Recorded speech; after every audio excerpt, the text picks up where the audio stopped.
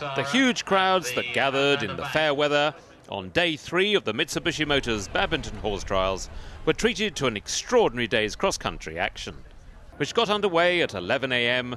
with the Pathfinder, Mary King, the darling of this huge crowd, and she showed the way with a clear round on Apache Source. She would have 2 rounds during the day, riding later on Imperial Cavalier. Little did we know how demanding director and course designer Hugh Thomas's course would be during the day.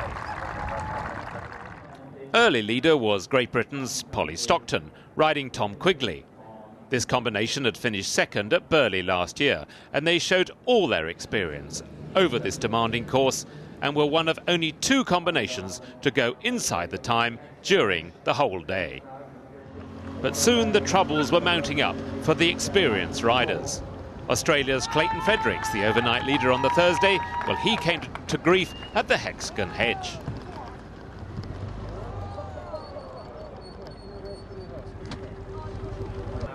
Great Britain's Ruth Edge was second overnight, but she got no further than the demanding Lake.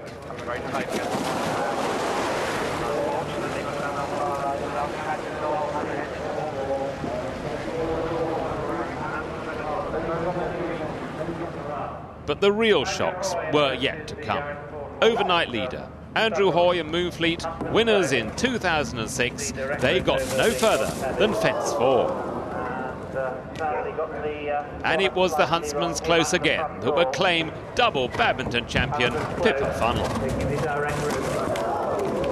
Andrew Nicholson has been round here more times than anybody can remember, and he too was caught out by that corner.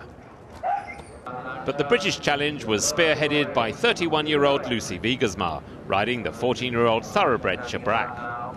Early in the course, they looked very composed, and indeed, they are one or two smart people's favourites for this title.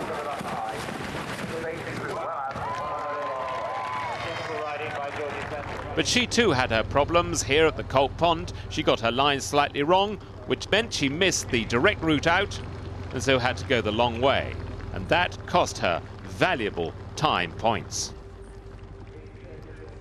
I think it's the most full-on grown-up course I've walked here. I mean, probably not dimensionally massive or more massive than in previous years, but just the intensity and the thinking and concentration required from the rider and also from the horse. I mean, we're seeing quite a lot of horses get to the end of that vicarage section and they're getting quite sort of bamboozled, and you can see when they come into what used to be the old coffin, you know, they're really getting a bit suspicious and saying, well, what the hell's lurking behind this rail? So, you know, from that respect, it requires a huge amount of concentration from the rider, and I think, you know, the ones that have stayed on the ball right up until the end have, you know, have done well, and perhaps some others that are, you know, greener horses or greener riders haven't fared as well. Zara Phillips showed all her riding skills across the country, first of all on the New Zealand-bred Glenn Buck, and then on Ardfield Magic Star, the headstrong little chestnut. She gave a brilliant ride, and she would finish 13th and 21st. But for Mary King, when she was so nearly home on Imperial Cavalier, disaster struck. A fall at the second last fence, when looking like going into the lead, would rob her of glory. And also, William Fox Pitt on Tamarillo, former winners, and he had a run out at the third last combination.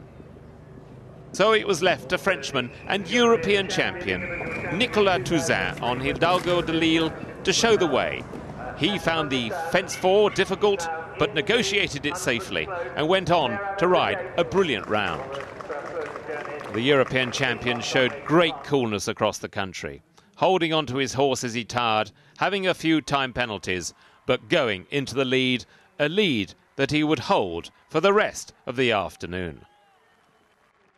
In the press conference after the action, Nicolas Touzin was asked how his show jumping might go, and his reply was that his horse had high spirits, but then tomorrow was another day, and he would look after his horse now and hope that tomorrow worked out well. Well, it's all to play for.